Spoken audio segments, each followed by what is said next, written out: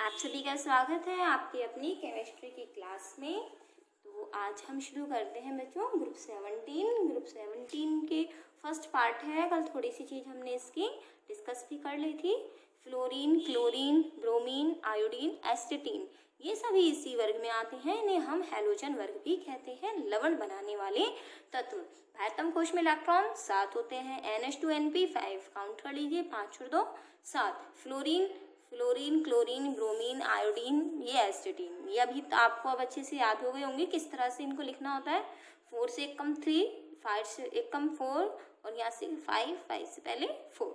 हमने ये सब चीज़ें कल डिस्कस कर ली थी। तो अब आज हम इसके आगे की चीज़ें बात करते हैं। हमने परमाणु त्रिज्या, आयनन एंथैल्पी, विद्युत ऋणता, इलेक्ट्रॉन लब्धि एंथैल्पी, ये इलेक्ट्रॉन लब्धि एंथैल्पी एक बार और फिर डिस्कस करना चाहूँगी मैं आपके सामने।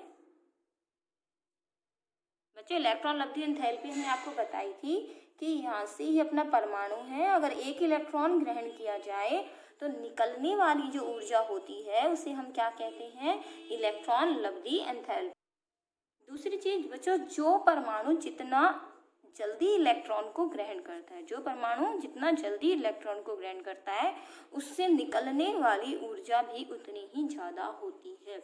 तो आपको मैं चीज बता दूं यहाँ से बच्चों कि वर्ग 17 जो है इसका इलेक्ट्रॉनिक विन्यास क्या होता है, NH2NP5 होता है। ये हम जानते हैं सभी, NH2NP5। अगर इसको एक इलेक्ट्रॉन यहाँ से मिल जाए, तो बच्चों ये क्या हो जाएगा, NP6 आ जाएगा। अगर ये NP6 आ जाता है इसका मतलब ये कैसा विन्यास हो जाएगा, अक्रिय गैस विन्यास यहाँ से हो जाएगा। तो अब आप खुद ही बताइए, अगर अक्रिय गैस विन्यास ऐसा हो जाएगा तो ये इस इलेक्ट्रॉन को जल्दी से ग्रहण करने की कोशिश करेगा, और जल्दी ग्रहण करने की कोशिश करेगा अर्थात आसानी से ग्रहण करेगा तो निकलने वाली ऊर्जा का मान भी क्या होगा, अधिकतम होगा। और ये निकलने वाली ऊर्जा किस में प्रदर्शित होती है, ऋणात्मक में प्रदर्शित होती है अर्थात नेगेटिव। अगर ऊर्जा दी जाती है तो हम प्लस में दिखाते हैं और ऊर्जा बाहर निकलती है तो हम किस में दिखाते हैं, नेगेटिव में। ये ध्यान रखिएगा, इलेक्ट्रॉन निकालने के लिए ऊर्जा देनी पड़ती है जबकि इलेक्ट्रॉन जोड़ने के लिए ऊर्जा बाहर निकलती है। देखिए इसी पर आधारित एक प्रश्न बच्चों, यहाँ से ये प्रश्न है अपने पास, हैलोजन वर्ग की इलेक्ट्रॉन लब्धि एंथैल्पी अत्यधिक ऋणात्मक होती है क्यों। जिसका आंसर मैंने अभी आपको बताया, हैलोजन वर्ग के सभी तत्व एक इलेक्ट्रॉन ग्रहण कर क्या करते हैं, अक्रिय गैस विन्यास ग्रहण करते हैं। अक्रिय गैस विन्यास कौन सा होता है बच्चों, NH2NP6 विन्यास होता है, जो कि अत्यधिक स्थायी विन्यास है। अतः इलेक्ट्रॉन ग्रहण करने के पश्चात अत्यधिक ऊर्जा बाहर निकलती है। इसी कारण इलेक्ट्रॉन लब्धि एंथैल्पी अन्य की अपेक्षा अधिक ऋणात्मक होती है। तो ये इसका हो जाएगा उत्तर। कि अगर हम बाकी वर्ग की बात करें तो इनके लिए ये एंथैल्पी क्या होती है, इतनी ऋणात्मक नहीं होती जितना हैलोजन वर्ग के लिए होती है। बच्चों नेक्स्ट क्वेश्चन अपने पास है, क्लोरीन की इलेक्ट्रॉन लब्धि एंथैल्पी फ्लोरीन से अधिक होती है क्यों। इसको हम समझेंगे। देखिए बच्चों, हमने यहाँ से तत्व लिखे वर्ग 17 के, FCl, Br और I, ठीक है। ऊपर से नीचे जाने पर क्या होता है बच्चों, आकार बढ़ता है। ये छोटा, ये इससे और बड़ा, ये और बड़ा, और आयोडीन और बड़ा। अब आप सब जानते हैं कि इलेक्ट्रॉन अगर जल्दी से ग्रहण किया जाएगा तो कौन ग्रहण करेगा। निश्चित सी बात है, अगर हमारे दिमाग में उतर आए तो हम ये कहेंगे कि छोटा परमाणु इलेक्ट्रॉन को अपनी ओर जल्दी आकर्षित करता है बजाय बड़े परमाणु के। और विद्युत ऋणता क्रम भी हम जानते हैं बच्चों। विद्युत ऋणता क्रम क्या होता है, फोकल, मैंने आपको याद करा रखा है, फोकल N तो फ्लोरीन की सबसे ज्यादा होती है, अर्थात इलेक्ट्रॉन आकर्षित करने की क्षमता फ्लोरीन की सर्वाधिक होती है। और विद्युत ऋणता भी हम जानते हैं 4.0 इसकी होती है। तो हिसाब से हम ये देखिए, इलेक्ट्रॉन सबसे जल्दी आकर्षित कौन करेगा, फ्लोरीन। उसके बाद कौन आकर्षित करेगा, क्लोरीन। अगर फ्लोरीन और क्लोरीन ये हमारे पास दो परमाणु हैं तो सीधी सी बात ये हुई बच्चों यहाँ पर कि इलेक्ट्रॉन सबसे पहले फ्लोरीन ग्रहण करेगा, उसके बाद अगर देखा जाए तो क्लोरीन ग्रहण करेगा। यही होना चाहिए, लेकिन नहीं, दोनों के इलेक्ट्रॉन ग्रहण करने के बाद हमने इनसे निकलने वाली ऊर्जा देखी। जब निकलने वाली ऊर्जा देखी गई तो पता चला यहाँ से क्लोरीन की ऊर्जा ज्यादा थी बजाय फ्लोरीन के, अर्थात इलेक्ट्रॉन लब्धि एंथैल्पी का मान फ्लोरीन और क्लोरीन में से क्लोरीन के लिए अधिक होता है, अर्थात निकलने वाली जो ऊर्जा है वो क्लोरीन के लिए अधिक होती है। जबकि हमारा कंसेप्ट क्या कहता है, ये फ्लोरीन के लिए ज़्यादा होनी चाहिए। कितनी होती है ये भी हम आपको बता देते हैं बच्चों। इसके लिए होती है हमारी 349 किलोजूल प्रति मोल और फ्लोरीन के लिए होती है 333 किलोजूल प्रति मोल। तो आपको साफ दिख रहा है किसके लिए ज़्यादा आ रही है, फ्लोरीन के लिए। जितनी ज़्यादा जिसमें से ऊर्जा निकलती है, अर्थात इसके लिए -349 है, जिसके लिए जितनी ज़्यादा ऊर्जा बाहर निकलती है, निश्चित सी बात है वह जल्दी अपने परमाणु में इलेक्ट्रॉन जोड़ने की क्षमता रखता है। अब हमें ये क्वेश्चन देखिए समझ में आया या नहीं आया। क्वेश्चन की बात करते हैं बच्चों। ये क्वेश्चन था अपना, क्लोरीन की इलेक्ट्रॉन लब्धि एंथैल्पी फ्लोरीन से अधिक होती है। अभी भी मैंने यही बताया आपको, ये तो था क्वेश्चन। अभी हमने क्वेश्चन क्लियर किया है कि क्वेश्चन क्या पूछ रहा है। अब हम क्या करेंगे, अब इसका आंसर देखेंगे बच्चों। आंसर देखिएगा बच्चों, आंसर देखिएगा। होता क्या है, हम ये जानते हैं ये छोटा परमाणु और ये बड़ा परमाणु, इससे ज़्यादा हम कुछ नहीं जानते। लेकिन हम ये जानते हैं इसके बाह्यतम कोश में यहाँ भी इलेक्ट्रॉन है और इसके बाह्यतम कोश में भी क्या है, इलेक्ट्रॉन है। दूसरा इलेक्ट्रॉन छोड़ने के लिए बाहर से क्या आएगा, दूसरा इलेक्ट्रॉन आएगा। इसके पास भी क्या आएगा, दूसरा इलेक्ट्रॉन आएगा। दूसरी बात यहाँ ये जो इलेक्ट्रॉन का जो प्रतिकर्षण होता है बच्चों, इन दोनों इलेक्ट्रॉनों के बीच का जो प्रतिकर्षण होता है वो बड़े परमाणु में कम होता है, जबकि छोटे परमाणु में यह प्रतिकर्षण ज्यादा होता है। तो इसका उत्तर है इलेक्ट्रॉन के मध्य होने वाला प्रतिकर्षण, कि छोटे परमाणु में यह प्रतिकर्षण अधिक होता है, क्योंकि यहाँ पर इस इलेक्ट्रॉन जो छोटा है, यहाँ पे जो आकार छोटा है, इसके पास कोई डी कक्षक भी नहीं होती। क्लोरीन के पास क्या होते हैं, डी कक्षक होती है, खाली होती है वो डी कक्षक। इसी वजह से यहाँ इलेक्ट्रॉन क्या होते हैं, खाली जगह होने की वजह से ये इलेक्ट्रॉन क्या रहते हैं, दूर दूर रहते हैं, अर्थात प्रतिकर्षण भी यहाँ से क्या होता है, कम होता है। तो एक आंसर ये भी हो सकता है, क्लोरीन के पास डी कक्षकें होती हैं, इसलिए बाहर से आने वाला इलेक्ट्रॉन जो होता है वो इतना अधिक प्रतिकर्षण महसूस नहीं करता। तो आंसर क्या होगा इसका, क्लोरीन का बड़ा आकार तथा फ्लोरीन का छोटा आकार। छोटे आकार की वजह से इलेक्ट्रॉन प्रतिकर्षण अधिक होता है। इसका आंसर देखिए बच्चों, इसका आंसर देखिए, यहाँ से हमने पहले लिख दी। इसका मतलब है इलेक्ट्रॉन गेन एंथैल्पी, अर्थात इलेक्ट्रॉन लब्धि एंथैल्पी। इन दोनों की वैल्यू लिख दी। फ्लोरीन के छोटे आकार के कारण इसके इलेक्ट्रॉन के मध्य प्रतिकर्षण अधिक होता है। अतः आने वाले इलेक्ट्रॉन पर देखिए यहाँ से, आने वाले इलेक्ट्रॉन पर तुलनात्मक रूप से आकर्षण कम होता है और ऋणात्मक इलेक्ट्रॉन लब्धि एंथैल्पी क्लोरीन से कम होती है। इसी आधार पर इलेक्ट्रॉन लब्धि एंथैल्पी का अगर क्रम देखा जाए, ये किसका क्रम है बच्चों, ये क्रम है बच्चों आपका इलेक्ट्रॉन लब्धि एंथैल्पी का क्रम है। ठीक है, क्लोरीन की सबसे ज्यादा, फिर फ्लोरीन, फिर ब्रोमीन और फिर आयोडीन। आप ये भी कह सकते हैं इसमें कि क्लोरीन के पास क्या होती है, रिक्त डी कक्षकें होती है। इसी वजह से यह इलेक्ट्रॉन के मध्य प्रतिकर्षण क्या हो जाता है, कम हो जाता है। चलिए क्लोरीन में कम हो जाता है, तो हम ये कह सकते हैं यहाँ से एक चीज और, क्लोरीन के पास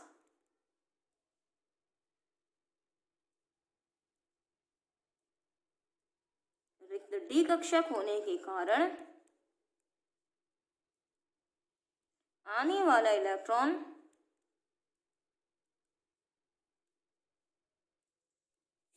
कम प्रतिकर्षण महसूस करता है।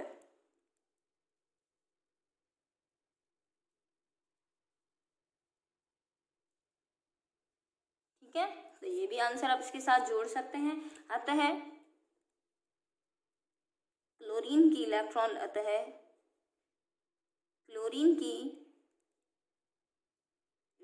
लब्धि एंथैल्पी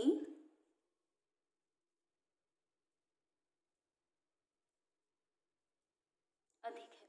ठीक है बच्चों, ये हो गया अपना कंप्लीट आंसर। ये जो क्रम है, अगर आपसे पूछा जाए बच्चों तो ही आपको क्रम लिखना है, नहीं पूछा जाए तो ये क्रम आपको नहीं लिखना, क्वेश्चन में आता है। बाकी ये जो क्वेश्चन है आपका बच्चा क्लोरीन वाला, ये जो मैंने आपको क्वेश्चन करवाया है, ये जो क्वेश्चन मैंने आपको करवाया बच्चों, ये बहुत ज्यादा इंपॉर्टेंट है, इस पर खूब सारा इंपॉर्टेंट लगा लेना।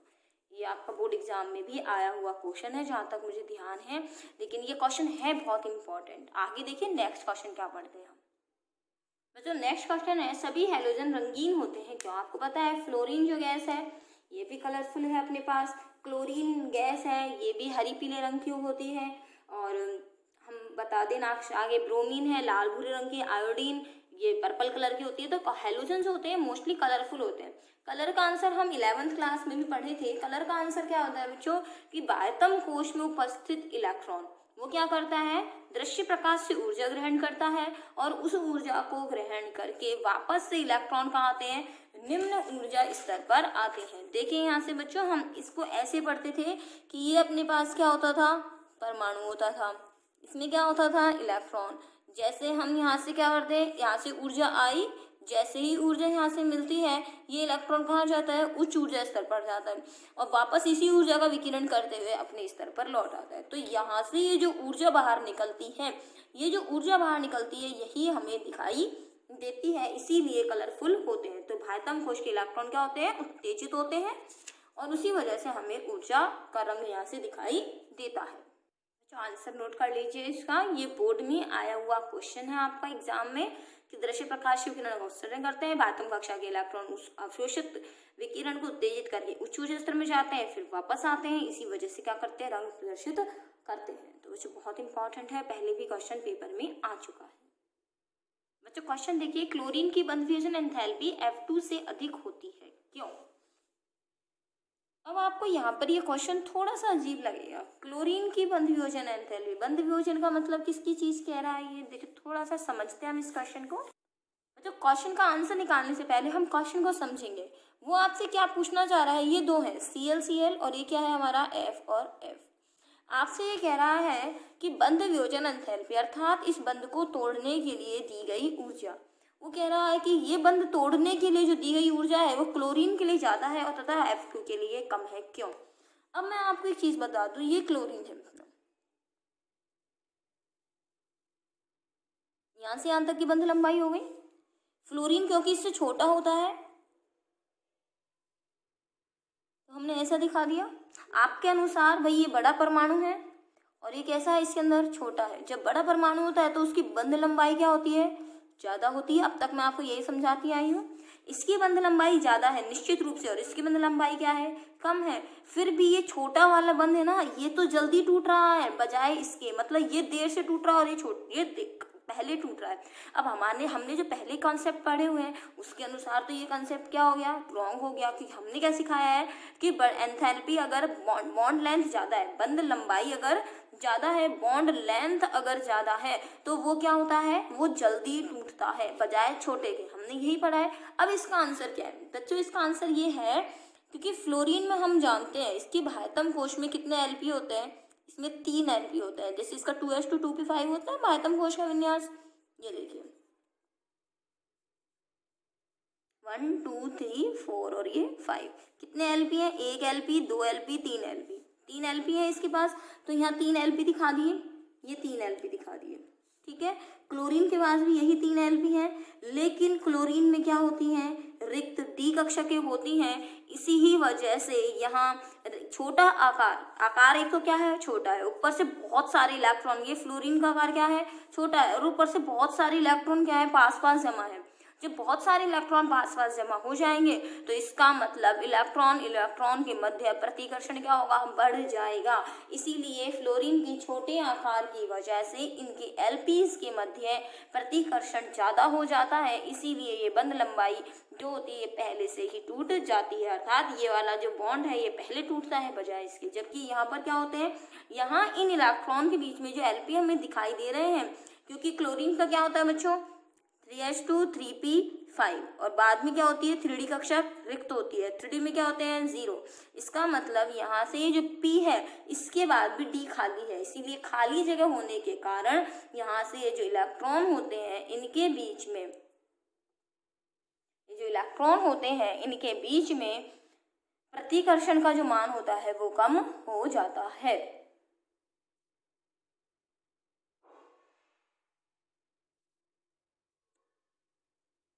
देखिए आगे बच्चों क्वेश्चन क्या है अपना, यहाँ से तो आंसर आपको पता चला, क्योंकि एलपी के मध्य होने वाला प्रतिकर्षण का मान क्या होता है, क्लोरीन के लिए कम होता है तथा फ्लोरीन के लिए ज्यादा होता है। कारण है इसका छोटा आकार, रिक्त डी कक्षकों की अनुपस्थिति। ठीक है बच्चों, चलो इसका आंसर लिखते हैं। तो बच्चों यहाँ से आंसर आप क्या लिखेंगे, F2 में Lp के मध्य इलेक्ट्रॉन प्रतिकर्षण अधिक होता है।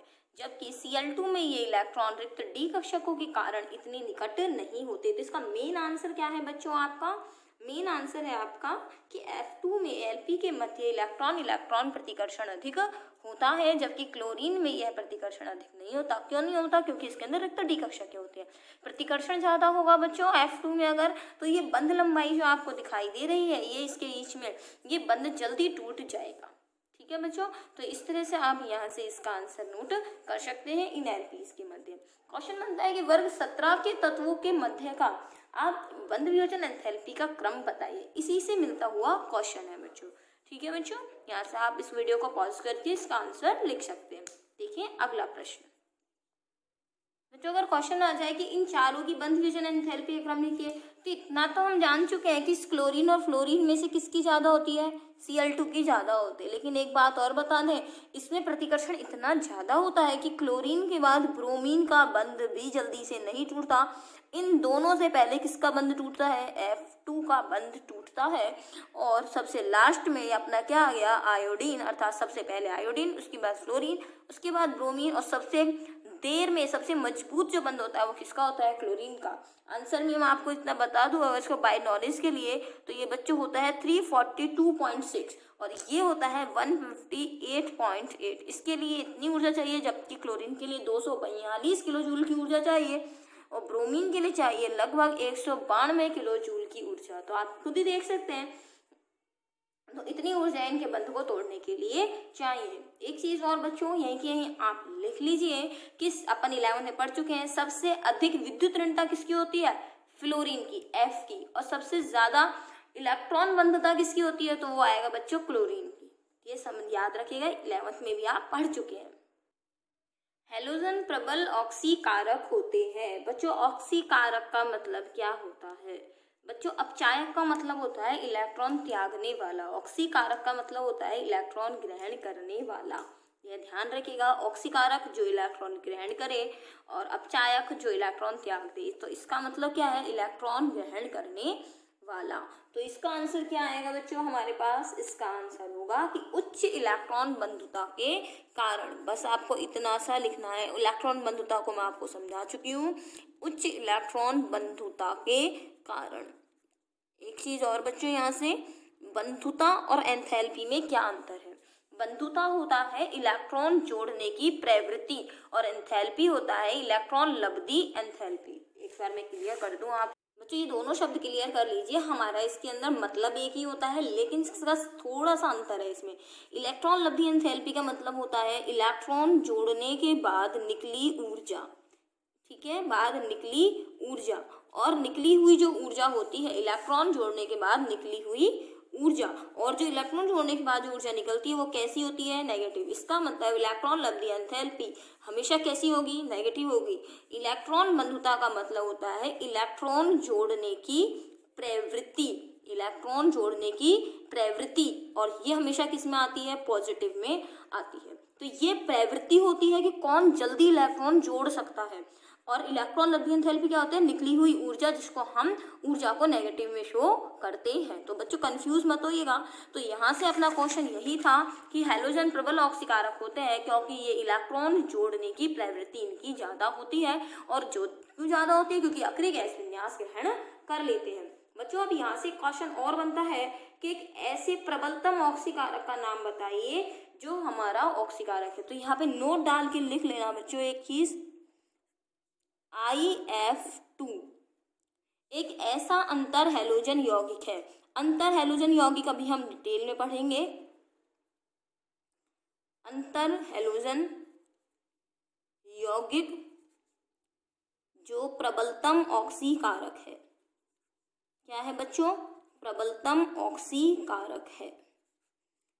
इस चीज को याद रखिएगा। अगर आपसे पूछ ले कि प्रबलतम वह अंतर हैलोजन यौगिक बताइए जो प्रबलतम ऑक्सीकारक है, तो आंसर क्या आएगा बच्चों? IF2। अंतर हैलोजन यौगिक का मतलब क्या है कि वह यौगिक जो दो हैलोजन परमाणु से मिलकर बना हो। तो इसके अंदर आयोडीन भी हैलोजन है और फ्लोरीन भी क्या है, हैलोजन है। तो ये दोनों आपस में किससे मिलकर बने हैं, दोनों में ही हैलोजन है। तो ऐसे यौगिक जो दो हैलोजन परमाणु के मिलने से बनते हैं वो अंतर हैलोजन यौगिक कहलाते हैं। दोनों हैलोजन अलग अलग होने चाहिए। तो ये 1 नंबर का क्वेश्चन आपका बन सकता है, इसीलिए मैंने आपको लिखवा दिया है। आगे क्वेश्चन बनता है बच्चों कि यहाँ से F2 प्रबलतम ऑक्सीकारक है जबकि I2 दुर्बल ऑक्सीकारक है, क्यों? बच्चों ये क्वेश्चन है, अगर आपको क्वेश्चन समझ आ गया तो ही आप आंसर समझ पाएंगे। क्वेश्चन है F2 प्रबलतम ऑक्सीकारक है। फिर से ऑक्सीकारक का मतलब मैंने आपको बताया, ऑक्सीकारक मतलब जो इलेक्ट्रॉन को ग्रहण करे, जबकि इलेक्ट्रॉन बंधुता क्लोरीन से कम होती है। अभी भी मैंने आपको बताया अगर क्लोरीन और फ्लोरीन दोनों में से अगर किसी को इलेक्ट्रॉन मिले तो वह क्लोरीन लेगा। अभी बताया था -349 होती है जबकि F की 333 होती है। तो अगर इलेक्ट्रॉन पहले कौन जोड़ता है, क्लोरीन या फ्लोरीन? पहले क्लोरीन जोड़ता है इलेक्ट्रॉन, लेकिन F2 प्रबलतम ऑक्सीकारक है। अब ऐसा कैसे हो सकता है कि इलेक्ट्रॉन जोड़े तो इलेक्ट्रॉन पहले इलेक्ट्रॉन और प्रबलतम ऑक्सीकारक बन जाए F2? तो इसका आंसर बच्चों तसल्ली से समझिएगा। अगर क्वेश्चन समझ नहीं आया तो फिर बच्चों आंसर समझने में दिक्कत होगी, इसलिए पहले क्वेश्चन समझिए। ऑक्सीकारक जो इलेक्ट्रॉन को ग्रहण करे, और जबकि इलेक्ट्रॉन ग्रहण करना वाला कौन होता है, पहले क्लोरीन होता है। तो प्रबलतम ऑक्सीकारक क्लोरीन को होना चाहिए था, ना कि F2 अर्थात फ्लोरीन को। तो ये क्वेश्चन है आपका कि पहले इलेक्ट्रॉन क्लोरीन ग्रहण करते हुए भी फ्लोरीन प्रबलतम ऑक्सीकारक कैसे बन रहा है। बच्चों सरल शब्दों में इसका उत्तर मैं आपको समझाने की कोशिश करूंगी। देखिए यहाँ से मैं आपसे कह रही हूँ इलेक्ट्रॉन कौन ग्रहण करता है, F या Cl? पहले इलेक्ट्रॉन कौन ग्रहण करता है, Cl, ठीक है, पहले। और बाद में कौन इलेक्ट्रॉन ग्रहण करता है, फ्लोरीन। लेकिन हमारा क्वेश्चन क्या कहता है, इन दोनों में से देखो यहाँ जो अंतर है ना वो इस परमाणु और इस अणु का ही है, इसी वजह से यहाँ उत्तर हम निकाल पाएंगे। जबकि अगर ऑक्सीकारक की बात आती है तो ऑक्सीकारक कौन बन जाता है, F2 बन जाता है। अर्थात अगर पहले इलेक्ट्रॉन ग्रहण करना पड़े, पहले इलेक्ट्रॉन ग्रहण करने वाला, ऑक्सीकारक का तो मतलब क्या है, इलेक्ट्रॉन ग्रहण करने वाला, और प्रबल ऑक्सीकारक का मतलब क्या है, पहले इलेक्ट्रॉन ग्रहण करने वाला। ठीक है बच्चों। अब Cl2 क्या है, जबकि पहले यहाँ पर पहला शब्द किसके लिए यूज आ रहा था, Cl के लिए, तो यहाँ भी पहला शब्द Cl2 के लिए यूज आना चाहिए था, लेकिन ऐसा नहीं हुआ। अब इसको समझिएगा भाई, इलेक्ट्रॉन तो ये पहले जब ही ग्रहण करेगा ना जब F2 यहाँ पर इन ये परमाणु में बन पाएंगे। ये देखिए, इसको आसानी से समझिएगा बच्चों। एक तो मैं अपने तरीके से समझा रही हूँ, एक बुक वाले तरीके से भी समझाऊंगी। पहले अगर F और Cl इन दोनों को क्या दिए जाने हैं, इलेक्ट्रॉन दिए जाने हैं। इन दोनों को क्या दिए जाने वाले हैं बच्चों, इलेक्ट्रॉन। लेकिन ये इलेक्ट्रॉन तो तभी लेंगे ना जब ये F की बजाय किस स्थिति में आ जाएंगे, Cl वाली स्थिति में आ जाएंगे। तो आप खुद सोच के देखिए कि पहले बंध किसका टूटता है, इसका टूटता है या इसका टूटता है। इन दोनों की, चलो हम ऐसे कहें कि इनका कंपटीशन हो रहा है, तो पहले बंध किसका टूटेगा, आप खुद ही बताइए। अभी हमने इतना सारा पढ़ा, तो पहले बंध किसका टूटेगा, फ्लोरीन का। तो ये पीछे रह गया। तो अगर पहले बंध इसका टूट गया तो पहले इलेक्ट्रॉन भी तो इसी को मिल जाएगा। मान लिया अगर ये केवल परमाणु होते, केवल क्या होते, ये परमाणु होते, तो परमाणु अवस्था में हम देखें अगर इनको बराबरी से समान समय पर इलेक्ट्रॉन मिलते तो पहले कौन ग्रहण करता, इलेक्ट्रॉन। लेकिन स्टार्टिंग यहाँ से करी जाए तो पहले इलेक्ट्रॉन ग्रहण करने वाला कौन बन गया, यही बन गया। इसका मतलब ओवरऑल पहले इलेक्ट्रॉन किसको मिल गया, F2 को मिल गया। ये तो था मेरा तरीका समझाने का कि जब ये बंध ही पहले तोड़ेगा तो सीधी सी बात है इलेक्ट्रॉन भी तो इसी को मिलेगा पहले, इसीलिए। लेकिन अगर ऐसी स्थिति में बात करते तो पहले इलेक्ट्रॉन कौन ग्रहण करता है, Cl। अब दूसरा तरीका जो किताब वाला है वो भी समझ लीजिए बच्चों। यहाँ से हम फ्लोरीन और क्लोरीन दोनों को किस रूप में लिख रहे हैं, X के रूप में लिख रहे हैं। सबसे पहले इलेक्ट्रॉन किस स्थिति में ग्रहण होता है, परमाणु स्थिति में ग्रहण होता है। X2 को F2 लिख लीजिए या Cl2 लिख लीजिए, एक ही बात है, ठीक है। सबसे पहले क्या होता है, इनको तोड़ना पड़ता है। तोड़ने के लिए क्या देनी पड़ेगी, बंध वियोजन ऊर्जा देनी पड़ेगी। मतलब पहले क्या करना पड़ेगा, बंध वियोजन ऊर्जा देनी पड़ेगी। बंध वियोजन ऊर्जा मिलेगी तब ये फ्लोरीन, दोनों दो फ्लोरीन से क्या बन पाएगा, एक फ्लोरीन बनेगा। ऐसे ही क्लोरीन से क्या बनेगा, एक क्लोरीन बनेगा। ये तो पहला प्रोसीजर हो गया बच्चों। अब दूसरा प्रोसीजर, इसका मतलब ऊर्जा देनी पड़ी। अब दूसरे प्रोसीजर में क्या आएगा, ये फ्लोरीन क्या करेगा, ये जो Cl है इनको क्या दी जाएगी, ऊर्जा दी जाएगी। ठीक है, दोनों को ऊर्जा दी जाएगी, सॉरी दोनों को इलेक्ट्रॉन जोड़ा जाएगा। इसका मतलब क्या हो गया, इलेक्ट्रॉन लब्धि एंथैल्पी, इलेक्ट्रॉन लब्धि एंथैल्पी से क्या बने दोनों, Cl माइनस। अभी अभी मैंने यही तो चीज बताई थी आपको, अभी आप देखिए यहाँ से, ये तो चीज बताई थी आपको, इन दोनों में से पहले ये टूटेगा तो पहले इसको मिलेगा। अब तीसरा स्टेप क्या आता है बच्चों, यहाँ से ऊर्जा निकलती है, तो ये वाली ऊर्जा कैसी हो गई बच्चों, पॉजिटिव, ये ऊर्जा कैसी हो गई, नेगेटिव, क्योंकि ऊर्जा बाहर निकल रही है, इसमें देनी है, इसमें ऊर्जा निकलती है। अब तीसरी ऊर्जा बच्चों क्या होती है, आपको मैंने अगर ध्यान हो तो अपनी ही स्कूल में अपन बताया था कि यहाँ बाकी सब बच्चे सुन लीजिए कि फ्लोरीन जो है, आयन जो है वो कभी भी इस तरह से नहीं रह सकता, या तो ये किसी पॉजिटिव से जुड़ेगा, और अगर इसे ऐसे ही रहना है तो इसको किस में जाना पड़ेगा, पानी में जाना पड़ेगा। आयन कभी भी आयन अवस्था में केवल जलीय रूप में ही रह सकता है, वह कभी भी ऐसे नहीं रह सकता कि खुला हुआ उसे गैस रूप में रहने दिया, उसको पानी में जाना पड़ेगा, या फिर वो किसी पॉजिटिव से वो संपर्क में आ जाए, अर्थात वो आयनिक अवस्था में अगर रहना चाहता है तो आयनिक अवस्था में उसे किससे जाना पड़ेगा, पानी में जाना पड़ेगा, और पानी में जाने के बाद उसका क्या बन जाएगा, विलयन बन जाएगा। तो इस समय जो ऊर्जा पानी में विलय होने पर जो ऊर्जा निकलती है वो क्या कहलाती है, जल वियोजन, सॉरी जल वियोजन नहीं, जल योजन ऊर्जा। क्या कहलाती है बच्चों, जल योजन ऊर्जा। तो तीन ऊर्जाओं की हमने बात की बच्चों, एक तो होती है इलेक्ट्रॉन लब्धि, सबसे पहले तो आती है अपनी बंध वियोजन, सबसे पहले क्या आती है बच्चों, बंध वियोजन। दूसरी क्या आती है अपनी, इलेक्ट्रॉन लब्धि। तीसरी क्या आती है, जल योजन ऊर्जा। ये ऊर्जा किस में आती है, पॉजिटिव में होती है। ये ऊर्जा किस में होती है, नेगेटिव में होती है। ये ऊर्जा किस में होती है, नेगेटिव में होती है। अब इन तीनों ऊर्जाओं को जोड़ा जाता है, इसके बाद ओवरऑल जो ऊर्जा नेगेटिव में सर्वाधिक आती है वही प्रबलतम ऑक्सीकारक कहलाता है। तो मैंने सिर्फ आपको जो मेरी भाषा में समझाया तो केवल जलयोजन वाला स्टेप नहीं लिया था, और आप खुद जानते हैं F माइनस और Cl माइनस दोनों केस में बनेगा, दोनों में जलयोजन किसका ज्यादा होगा, छोटा आयन कौन सा है, F माइनस, तो छोटे आयन का जलयोजन ज्यादा होता है, बड़े आयन का जलयोजन कम होता है, अर्थात निकलने वाली ऊर्जा इस केस में ज्यादा होगी बजाय इस केस में। ठीक है, तो बंध तोड़ने के लिए ऊर्जा कम चाहिए।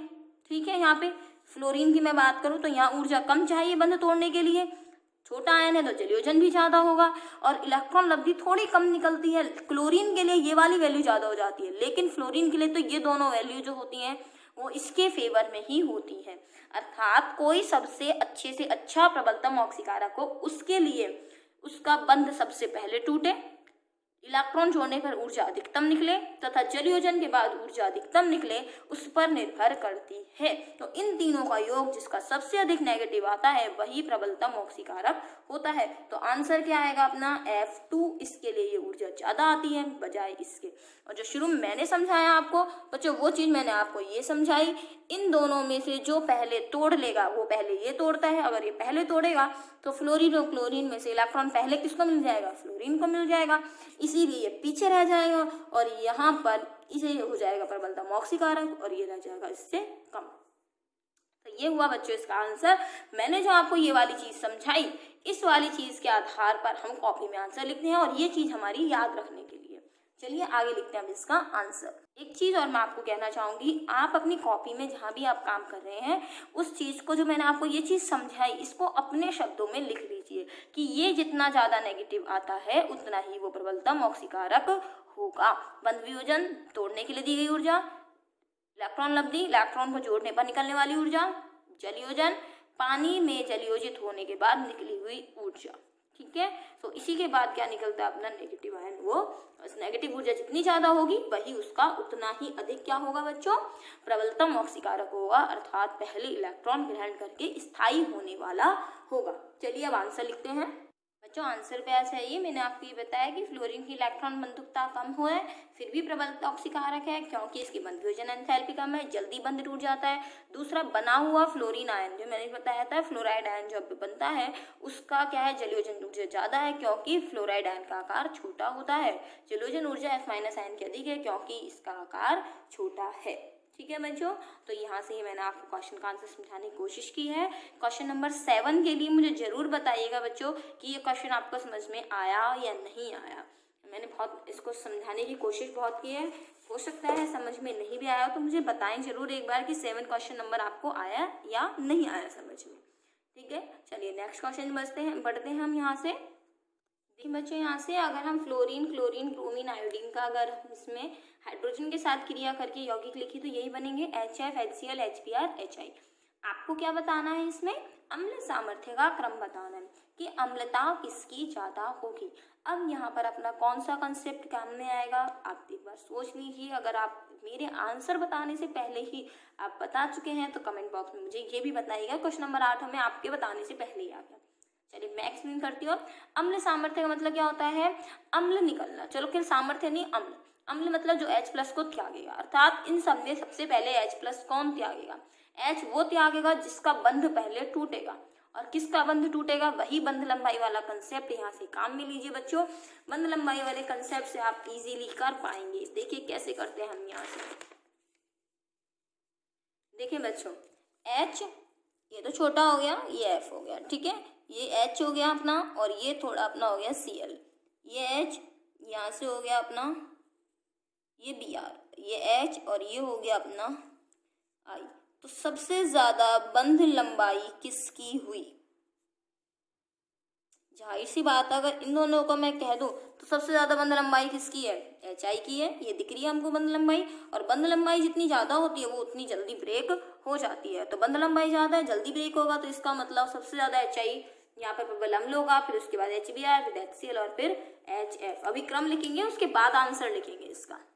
देखो बच्चों, अगर क्रम आएगा तो यही क्रम आएगा, HI प्रबल अम्ल है। अब प्रश्न के रूप में लिख लेते हैं बच्चों यहाँ से कि HI प्रबल अम्ल है क्यों, या बंध वियोजन ऊर्जा का, यही मैं आपको लिख दूं, बंध वियोजन ऊर्जा का भी यही क्रम होगा बच्चों। अम्ल सामर्थ्य का यही क्रम है, तो बंध वियोजन ऊर्जा का भी, बंध वियोजन ऊर्जा ना, ये ऊर्जा कम नहीं होगा। बंध वियोजन ऊर्जा तो इसकी ज्यादा होगी, और HI की बंध वियोजन ऊर्जा क्या होगी? कम होगी। ये नहीं लिख सकते हैं। HI सबसे पहले टूटेगा और HF सबसे बाद में टूटेगा। तो जो पहले टूट जाए उसकी बंध वियोजन ऊर्जा कम है, और जिसके बाद में टूटे उसकी बंध वियोजन ऊर्जा ज्यादा है। चलो अगला क्वेश्चन हम कर लेते हैं HI का। बच्चों इसका आंसर देख लीजिए। इसके दो कारण हैं निम्न। एक तो यही हमने बंध लंबाई वाला बता दिया कि इसकी बंध लंबाई ज्यादा होती है तो पहले टूट जाता है, और दूसरा यह है HF में हाइड्रोजन बंध पाया जाता है। बच्चों हाइड्रोजन बंध पाए जाने के कारण H+ आसानी से नहीं निकल पाता, और HF इसी वजह से जलीय अवस्था में भी होता है। बाकी जो भी है HCl, HBr, HI ये गैसीय अवस्था में होते हैं, और HF में हाइड्रोजन बंध पाया जाएगा, इसीलिए एक और एक्स्ट्रा हमारे वहां पर आकर्षण बल आ जाता है। और यहाँ से देखो बच्चों कैसे दिखाएंगे हम, यहाँ से HF का हाइड्रोजन बंध, आप चाहें तो यहाँ से HF का हाइड्रोजन बंध दिखा सकते हैं, बाकी ऐसी आवश्यकता नहीं है। आसानी से बन जाए तो दिखा दीजिए बच्चों। आप बनाना भी सीख सकते हो मेरे साथ। ये हमने लिख दिया HF। HF को कैसे लिखना है आपको यहाँ से स्टार्ट करना है। यहाँ से फिर से आपने क्या लिखा? HF, फिर यहाँ से जगह छोड़ी F, यहाँ से क्या लिखा? H, अर्थात यहाँ से इन दोनों के बीच में अब क्या दिखाएंगे? यहाँ से हाइड्रोजन बंध, अर्थात FHF, FHF, FH, फिर क्या आएगा? F, फिर क्या आएगा? यहाँ से H आएगा, इस तरह से। ठीक है बच्चों, यहाँ से आप इसका पॉजिटिव, ये नेगेटिव, ये पॉजिटिव, ये नेगेटिव, FHF इस तरह से दिखाया जाता है। अगर आप गलती करते हो तो बच्चों यहाँ से मत दिखाइएगा, मैं पहले से ही कह रही हूँ आपको इस तरह से दिखा पाओ तो ही दिखाना, नहीं तो गलत हो जाएगा, नहीं तो यहीं तक ही आंसर स्टॉप कर देना। अच्छा हाइड्रोजन बंध पाया जाता है, अतः आसानी से H+ नहीं त्याग पाता। बच्चों आज की क्लास हम यहीं पे समाप्त करते हैं। लॉकडाउन में पढ़ते रहिए, घर पर रहिए, सेफ रहिए। धन्यवाद। कल हम मिलेंगे। क्वेश्चन हमने 9 कर लिए हैं, 9 के बाद 10वें प्रश्न से कल हम मिलेंगे बच्चों फिर से। तो चैप्टर को साथ साथ तैयार करते रहिए। धन्यवाद।